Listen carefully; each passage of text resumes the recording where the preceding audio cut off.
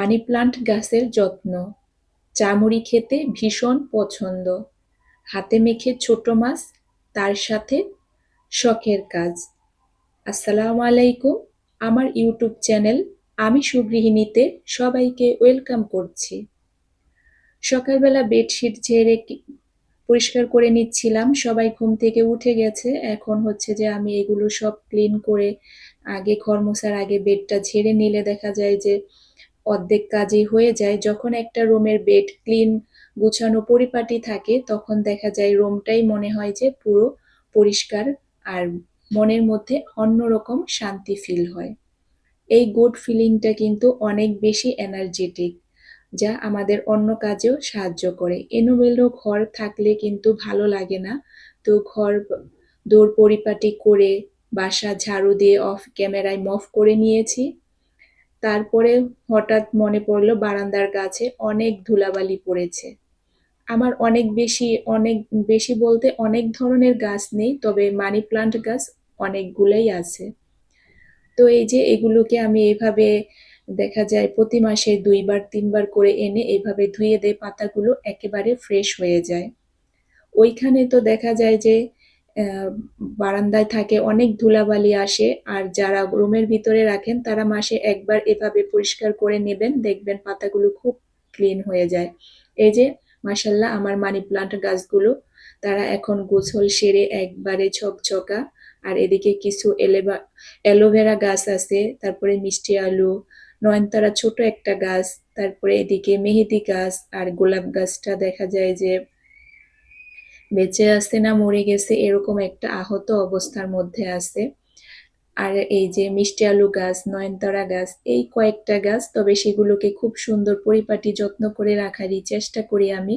দেখাচ্ছিলাম এখানে একটা মিষ্টি আলু গাছ, মানে মিষ্টি আলুটা এভাবে রেখে দিয়েছিলাম যখন পুঁকি বের হয়েছিল, মানে কুঁড়ি, তারপরে এখানে পুঁইশাক খেয়ে তার যে ডাঁট থাকে সেটাও এখানে মাটিতে পুঁতে রেখেছিলাম, সেখান থেকেও নতুন পাতা গজিয়েছে। তো ওগুলো করে রান্নার কাজ কমপ্লিট করে নিলাম অফ ক্যামেরাতে, সেটা আর আপনাদের সাথে শেয়ার করিনি। এখন শেয়ার করব এই ছোট মাছটা আমি হাতে মেখে যেভাবে রান্না করি। আলু ছোট ছোট করে কুচি করে কেটে নিয়েছি, আর এগুলো করার আগে কিন্তু ভাত আর ডাল আমি বসিয়ে দিয়েছিলাম। ভাত ডাল করার সময় কিন্তু আর সাথে থাকতে হয় না বা সেভাবে সমস্যা হয় না। এখন এই যে ডাল ঘুটনি দিয়ে ভালো করে ডালটা ঘুটে নেব। আর এদিকে কিন্তু চাও বসিয়ে দিয়েছি। চা তো থাকবেই, চা ছাড়া তো চলেই না, চা তো এনার্জেটিক এরকম একটা অবস্থা। ভাত অলরেডি হয়ে গেছে আমার। ডাল ঘুটনি দিয়ে ভালোভাবে ঘুটে তারপরে আম দিয়ে দিব, এরপরে ফোড়নটা দিয়ে দিব। আর রান্নাঘরে আমি এই মানি প্লান্ট গাছটা এনে রেখেছি। তো এখন ভালো করে ঘোটা শেষে এখানে আমি আম আর কাঁচামরিচ দিয়ে দিব। কাঁচামরিচটা আগে দিলে কি হয়, ছোট বেবি আছে তো ওর ঝাল লাগে, যার কারণে আমি পরে দিই যাতে ফ্লেভার অ্যাড হয়, ঝালটা না হয়। আমাদের যাদের ছোট বেবি আছে আমাদের কিন্তু অনেক কাজই অনেকভাবে সচেতনভাবে করতে হয়। সংসারটাকে অনেক ভালোবাসি, সংসারের প্রতিটি সদস্যকে অনেক বেশি ভালোবাসি, তাদের সবসময় ভালো রাখার চেষ্টা করি। আর যার কারণে দেখা যায় অনেক কিছু বুঝে শুনে হিসেব করে কাজ করতে হয়। ছোট মাছটা করার আগে আমি এই প্যানে আগে ২ টা ডিম ভেজে নেব। ছোট মাছ দেখা যায় বাচ্চারা তো ছোট্ট বাচ্চা আছে আমার, ও তো খেতে পারবে না। আর ওকে ডিম দিলে বড়দেরও খেতে ইচ্ছে করে, যার কারণে ২ টাই ভেজে রাখলাম। যার খেতে ইচ্ছে করবে খেয়ে নিবে।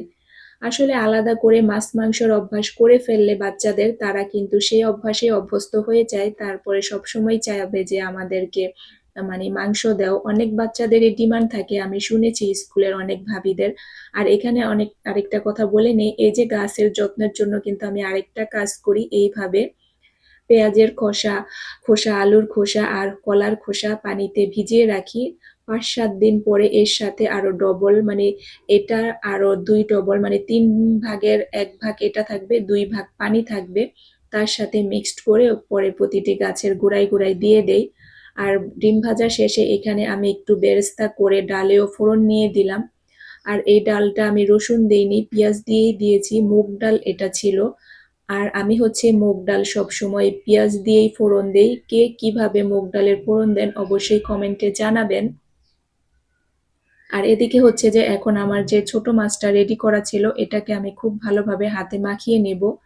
আলু, পেঁয়াজ, তারপর হচ্ছে টমেটো, এগুলো সবকিছু দিয়ে মাখিয়ে নেব।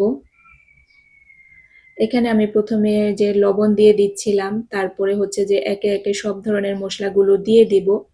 আমার রান্নার ভিডিও বা ব্লগ ভিডিও আমি যে আপনাদের সাথে শেয়ার করছি, আপনাদের কেমন লাগে অবশ্যই কমেন্টে জানাবেন। আর আপনারা কোন ধরনের ভিডিও দেখতে পছন্দ করেন চাইলে আপনারা আমাকে জানাতে পারেন।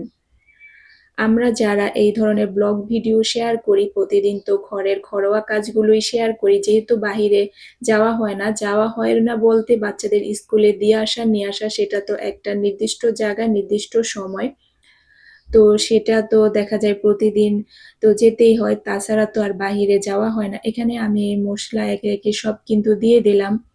১ চামচ হলুদের গুঁড়া, ১ চামচ ধনিয়ার গুঁড়া আর 1/2 চামচ আমি হচ্ছে আ শুকনা মরিচের গুঁড়া দিয়েছি আর কাঁচা মরিচটা দিয়েছি এখানে। আর অবশ্যই ছোট মাছ, হাতে মাখা মাছ সরিষার তেল দিয়ে রান্না করলে ভালো হয়, যার কারণে আমি এখন সরিষার তেল দিয়ে দেব এটার মধ্যে। এভাবে হাতে মেখে মাছ রান্না করলে কিন্তু মাছ খেতে অনেক মজা লাগে। আমরা কিন্তু এটা সবাই জানি। একেবারে হাতে মেখে নিচে পোড়া, পোড়া লাগিয়ে এই মাছটা রান্না করলে অনেক ভালো লাগে খেতে।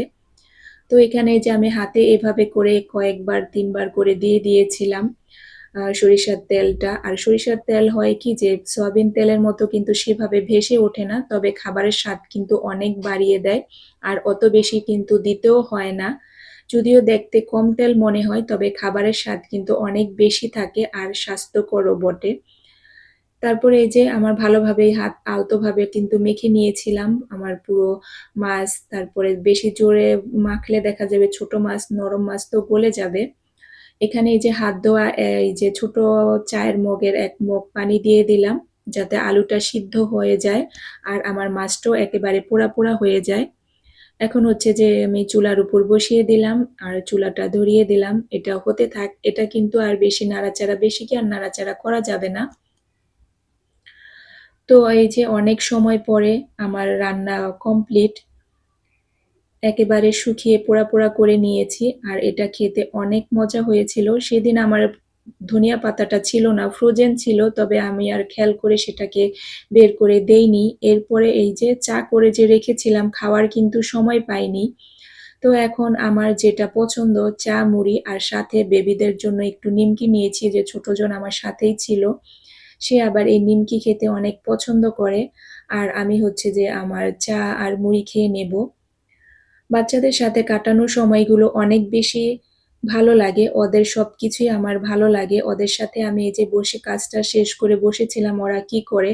তো দেখলাম আমার বড় কন্যা আমার জন্য এর আগে বাসায় রজনীগন্ধা ফুল নিয়ে আসা হয়েছিল। সেগুলো স্টিক থেকে পড়ে, পড়ে ঝরে গিয়েছিল। সেগুলো আবার সে আমাকে তোড়া বানিয়ে এনে এখানে দিল। তো এইসব দেখলে এমনিও ভালো লাগে। অনেক ভালো একটা শান্তি ফিল হয়। তো এই যে আমার ছোট কন্যা কিন্তু আমার সামনেই দুষ্টুমি করতেছিল আর বড় কন্যা পাশে বসেছিল এটা দিয়ে। তো তাকে আমি খুব বেশি অ্যাপ্রিশিয়েট করলাম, যার কারণে সে খুবই খুশি। আর এই ধরনের কিছু করতে তার অনেক ভালো লাগে। আর ছোটজন তো সবসময় দুষ্টুমির মধ্যেই থাকে। হাতে যেন একটা কি ছিল সেটা সে ঘুরাচ্ছিল।